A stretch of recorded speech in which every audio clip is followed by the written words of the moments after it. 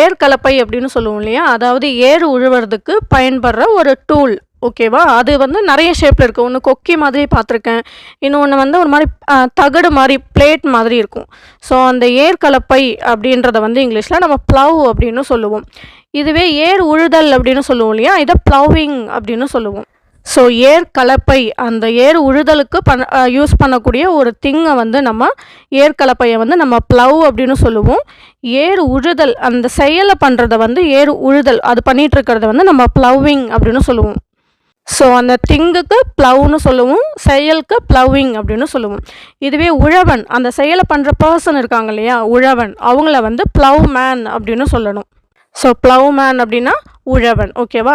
இப்போ ஒரு பொருள் தேஞ்சு போச்சுன்னு வச்சுக்கோங்களேன், அதை இங்கிலீஷில் எப்படி சொல்லுவோம்? வார்ன் அவுட் அப்படியும் சொல்லலாம், இல்லை வார்ன் டவுன் அப்படியும் சொல்லலாம், இல்லை வார்ன் ஆஃப் அப்படியும் சொல்லலாம். ஸோ அது வந்து தேஞ்சு போச்சு அப்படின்றதுக்கு அர்த்தம். அடுத்து வேடிக்கையான அப்படின்னு சொல்லுவோம் இல்லையா? அதை ஃபங்கி அப்படியும் சொல்லலாம், ஃபன்னி அப்படியும் சொல்லலாம், இல்லை காமெடி அப்படியும் சொல்லலாம். இது ரொம்ப ஃபங்கியாக இருக்குது, ரொம்ப ஃபன்னியாக இருக்குது, ரொம்ப காமெடியாக இருக்குது அப்படின்னு சொல்லுவோம். ஸோ வேடிக்கையாக இருக்கிறதுக்கு இங்கிலீஷில் ஃபங்கி, ஃபன்னி, காமெடி இப்படியெல்லாம் சொல்லிக்கலாம்.